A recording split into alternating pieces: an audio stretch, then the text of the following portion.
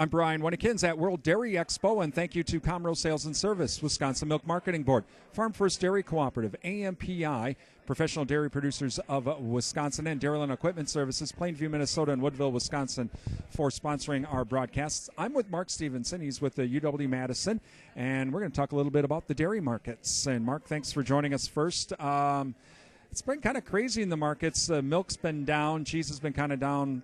Butter, though, that got on the shuttle and's taken off to the moon. Yeah, it really has. And, you know, we haven't managed to be able to tell our cows that we want less skim solids and more butter fat, but there's been a strong demand for butter fat for sure. What's been the big driver from that? Well, I think part of it is consumer taste and preference. We've also had articles that have been published recently, like Time Magazine, you know, that came out with a front page or front cover that said butter's good for you. We've also seen that some big chains, fast food even, like McDonald's, have said we're going to be transitioning to butter rather than margarine. So, you know, there have been a number of signals that are just indicating to us that butterfat's going to be strong in demand. Let's talk a little bit about cheese markets. Obviously, for Wisconsin, Mexico's a pretty big market, and it seems like our exports are holding. Yeah, exports have been fairly good to the South American countries, Mexico especially. And we've had really strong domestic demand for cheese as well. So we've been fortunate. It's been good for the state. So the products we're producing are much in demand. Talking with Mark Stephenson. He is a Director of Dairy Policy Analysis at UW-Madison. And now, Mark, China. Let's talk about exports to China. For Wisconsin, we're not a big player. We are, but we're not. But the Chinese export market does affect our prices regardless. Yeah, it certainly does. And I would also just back up a little bit and say we export a fair amount of whey out of this state to China. So whey is one of the largest of the products that we do export, dairy products. It's important to us.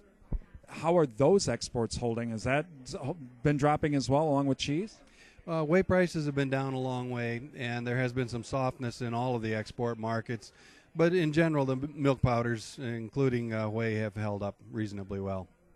So as we look forward to the upcoming year, what are you looking at for milk production? Obviously, Wisconsin's increasing. California's been decreasing because of the drought. If that drought changes, are you expecting to see some increases in milk production, especially from out west? I think for them it's certainly been partially drought related, but it's also been really strongly margin related. Their feed prices have been much higher, in part because of the drought, but milk prices have been lower too. So they've been squeezed in a way that we haven't been. We've had a big drop from what were great prices last year's expo to prices that feel sort of middle of the pack to us right now, but margins in California much worse. Are you expecting to see some type of recovery next year? Or is that there are just too many variables out there, from the Chinese economy to the weather to production from New Zealand and Australia?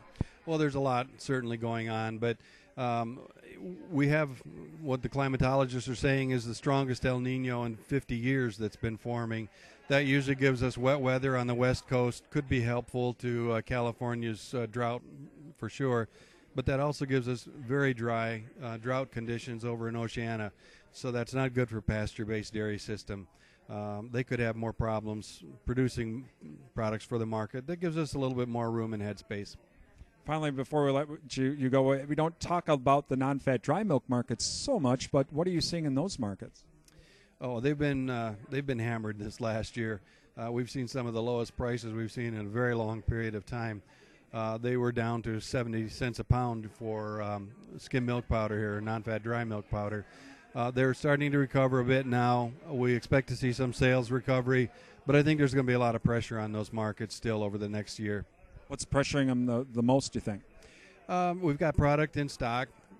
We have still a lot of milk production going on and ending up in those products, so there's just excess supply relative to what demand has been. Last year, China bought early, and they had a big supply of stock on hand, then they just backed away from the marketplace. So we got an early stimulus for prices, but we've had a big softening since then. Well, Mark, again, we appreciate you joining us. You're very welcome. Mark Stephenson, he is Director of Dairy Policy Analysis for UW-Madison. From World Dairy Expo, I'm Brian Winnekins.